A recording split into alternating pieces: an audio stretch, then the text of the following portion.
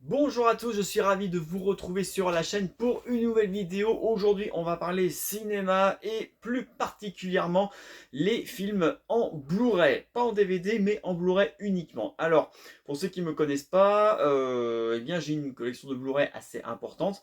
Donc des films, bon, c'est essentiellement du blockbuster, mais bon, là n'est pas la question.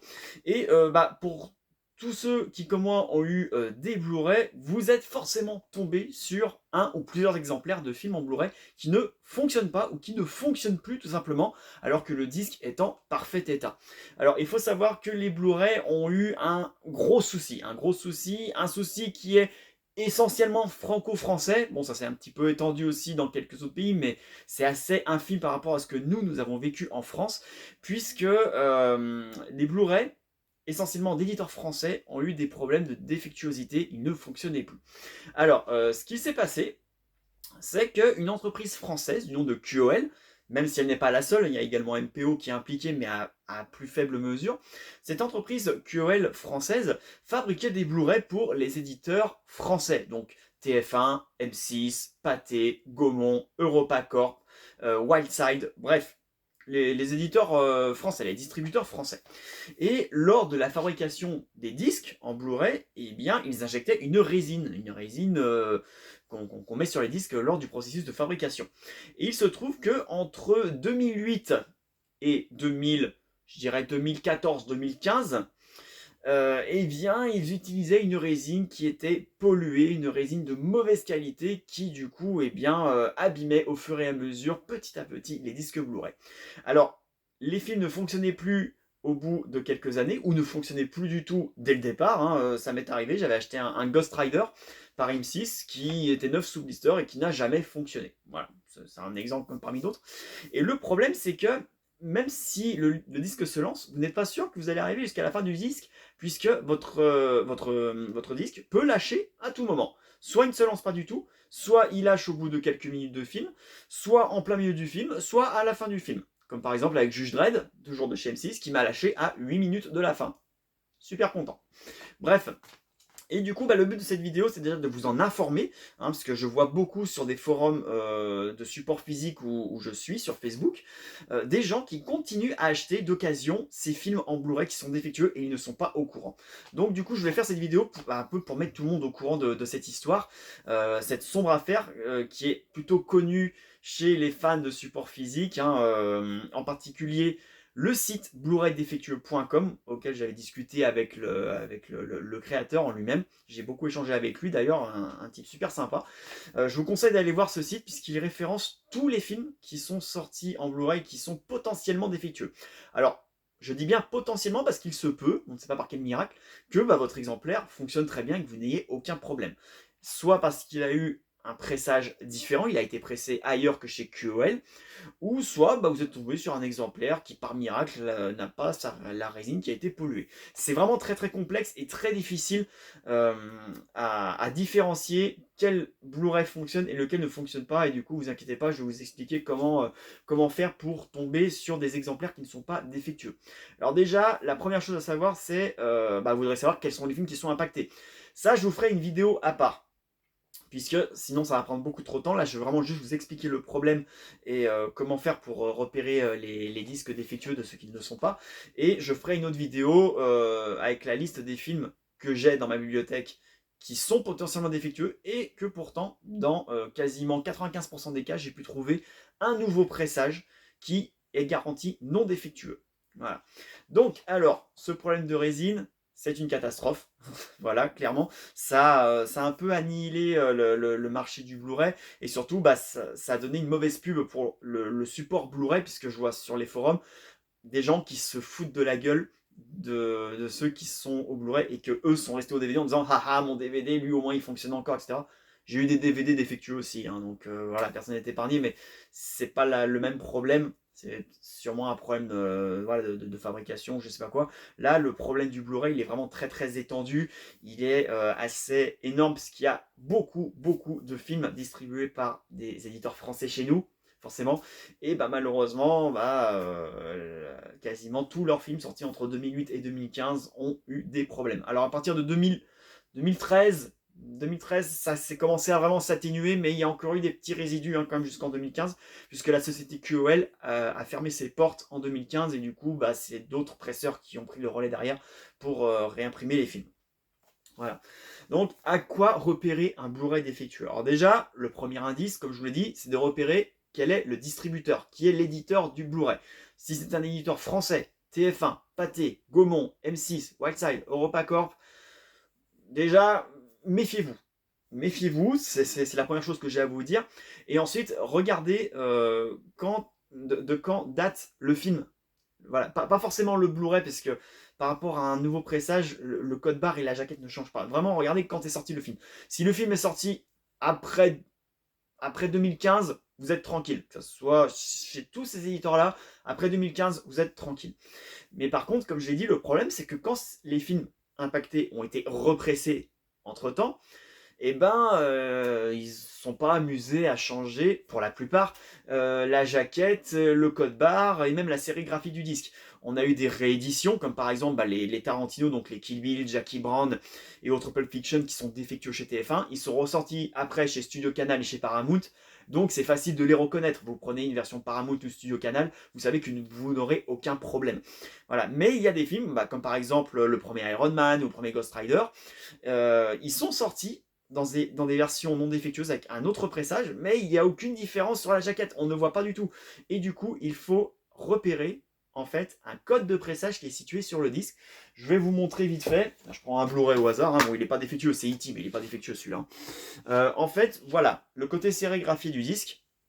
Et en fait, il faut que vous regardiez au milieu là, sur la partie centrale transparente. Il faut prendre une loupe. Parce que sinon, des fois, on y voit à l'œil nu, mais là, on n'y voit pas. Là, vous voyez, j'essaye de voir, voilà. Et en fait, vous avez un code de pressage marqué en tout petit qui commence par IFPI. Donc ça, ce sont les 4 premières lettres que tous les Blu-ray ont. Et en fait, il faut regarder ensuite les 4 caractères qui suivent ce code IFPI. Et si ce code commence par LY, c'est-à-dire qu'il a été précisé par QOL. Et généralement, c'est marqué ici à l'arrière, c'est marqué QOL principalement. Si vous voyez marqué QOL au milieu du disque, ou si le code commence par LY, fuyez. Fuyez, vous avez 98% de chance de tomber sur un Blu-ray défectueux. Je laisse 2% parce qu'il y a quand même eu des Blu-ray QOL qui n'ont pas été défectueux, qui n'ont pas été impactés. Étrangement, bizarrement, je ne sais pas pourquoi. Mais il y a des films comme ça de chez QOL qui n'ont pas été touchés. Heureusement, mais voilà, il faut vous fier au code de pressage qui est situé sur le disque. Il faut y regarder. Il faut éviter tout ce qui commence par LY. Déjà, en premier lieu, allez voir sur le site blu-raydefectueux.com si le film que vous avez entre les mains n'est pas concerné. S'il n'est pas marqué, normalement, vous devrez être tranquille.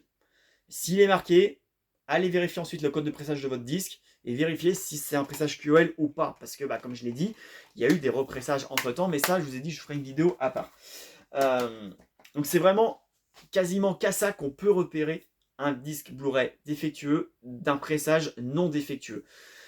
C'est compliqué, je sais, c'est assez technique, mais une fois qu'on connaît l'astuce, c'est hyper facile. Munissez-vous d'une loupe, vous regardez le code situé au centre du disque, comme je viens de vous montrer, et vous regardez quel est le code de votre disque. Alors attention, comme je l'ai dit, il n'y a pas que QL qui a été impacté, il y a aussi MPO, à moindre échelle certes, mais vous prenez par exemple Nid de Guêpe, l'excellent remake français du Assaut de John Carpenter avec Samina Seri.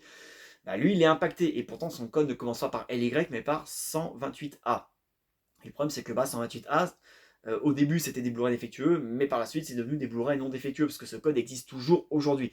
C'est vraiment très très compliqué, je suis d'accord. C'est pour ça, n'hésitez pas à mettre en commentaire si vous avez des questions, j'essaierai de vous y répondre le plus précisément possible.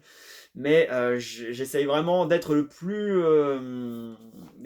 clair et le plus précis là-dessus. Ne vous fiez pas au code barre. Ça sert à rien. Ça se trouve, vous allez trouver, je vais encore rester sur Ghost Rider, vous allez tomber sur un exemplaire de Ghost Rider, vous allez dire, oula, Blu-ray défectueux, alors qu'en fait, ça se trouve, c'était pas un pressage défectueux. Parce que Ghost Rider, avant d'être défectueux, c'était un Blu-ray qui n'était pas défectueux.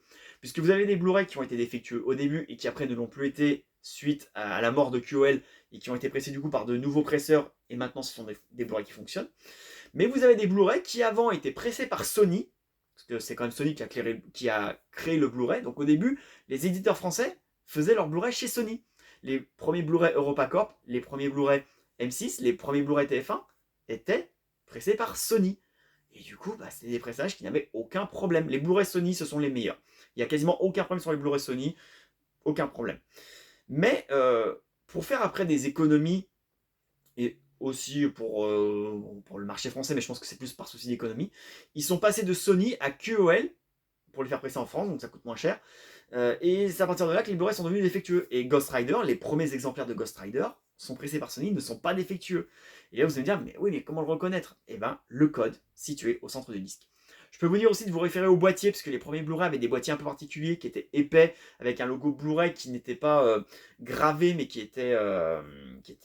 enfin, ils étaient sérigraphiés dessus, mais pas gravés, comment vous dire? Voilà, les boîtiers n'étaient pas comme ça, vous voyez, où le logo Blu-ray est vraiment en relief 3D, etc. Ils étaient vraiment juste imprimés dessus, des gros Blu-ray épais. C'est à ça qu'on peut les reconnaître, mais c'est compliqué parce que n'importe qui peut changer le boîtier, donc vaut mieux pas se référer à ça, mais voilà.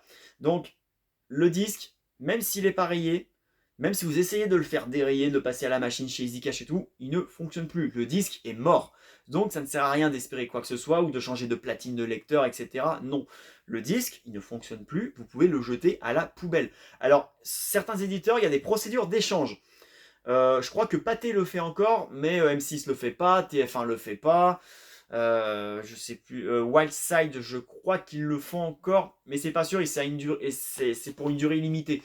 Donc, certains exemplaires, vous l'avez dans le baba, hein, tout simplement. Donc, la meilleure chose à faire, c'est déjà de vous renseigner avant d'aller acheter votre film dans votre magasin d'occasion. Allez sur le site blu-raydefectueux.com, regardez si le titre est impacté. En caisse, n'hésitez pas à demander au vendeur de vous faire ouvrir le boîtier. Moi, je demande constamment, ils le font, il n'y a aucun problème. Vous regardez le code IFPI situé au centre du disque, comme je vous ai montré. S'il commence par LY, laissez tomber, c'est mort, reposez-le en rayon. Surtout s'il est référé sur blu-raydefectueux.com, ne le prenez pas. Il peut peut-être fonctionner, mais à votre place, je ne prendrai pas le risque. Alors oui, vous pouvez après revenir au magasin, vous faire rembourser, etc. Mais il faut y retourner, il vous faut un avoir, il faut vous dépenser votre argent ailleurs. Non, franchement, autant regarder tout de suite, vous voyez s'il peut être défectueux et vous le reposez, etc. Mais voilà, comme promis, je vous ferai juste après une vidéo pour vous montrer les titres que j'ai qui sont impactés et les solutions apportées pour éviter de tomber sur ces Blu-ray défectueux. Et vous verrez que, eh bien, franchement, allez, en gros, 3/4 des films qui ont été impactés par ce problème de Blu-ray défectueux ont été repressés depuis. Voilà, bon, il reste toujours quelques films. Moi, je crois qu'il me reste encore Largo Winch 2 qui n'a pas été repressé. Il y a lequel aussi? Il y a Le Vampire de John Carpenter, il y a Le Juge Dredd avec Stallone. Bon, ils n'ont pas été repressés malheureusement. Mais il existe également la solution des Blu-ray custom. Les Blu-ray custom, oui, ce ne sont pas des Blu-ray légaux, mais au moins ils fonctionnent. Ils fonctionnent et certains mecs font du travail d'excellente qualité sur ces Blu-ray custom. Donc il y a cette solution-là. L'autre solution, c'est de racheter le même film en DVD, mais bon, ça dépend de la télé que vous avez. Mais perso, sur une télé HD, le DVD, c'est compliqué quand même. Il y a certains DVD qui s'en sortent plutôt bien, mais il y en a d'autres, ça pique la rétine quand même. Donc c'est dommage de passer par le DVD. Franchement, je préfère passer par le Blu-ray Custom que par le DVD officiel. Mais bon, après, chacun fait comme il veut. Mais je vous montrerai tout ça. Voilà les amis, c'est tout ce que j'avais à vous dire sur ce problème de Blu-ray défectueux. J'espère que j'étais assez clair, assez précis. Si jamais voilà, c'est pas vraiment le cas, n'hésitez pas à me le dire en commentaire et j'expliquerai mieux lors de la prochaine vidéo peut-être. Voilà. Mais je voulais vraiment vous mettre au courant de ce phénomène qui a touché beaucoup de monde. Vous êtes sans doute impacté par ce souci. Voilà, vous n'êtes pas seul, on est nombreux à avoir eu ce problème. Voilà, et bien je vous remercie de m'avoir suivi jusqu'au bout de cette vidéo. J'espère que ça vous a plu. N'hésitez pas à mettre le petit pouce bleu sur la chaîne et sur la vidéo. Ça me ferait super plaisir, ça aiderait la chaîne à se faire un peu plus voir. Et je vous dis à la prochaine et portez-vous bien. Salut les amis.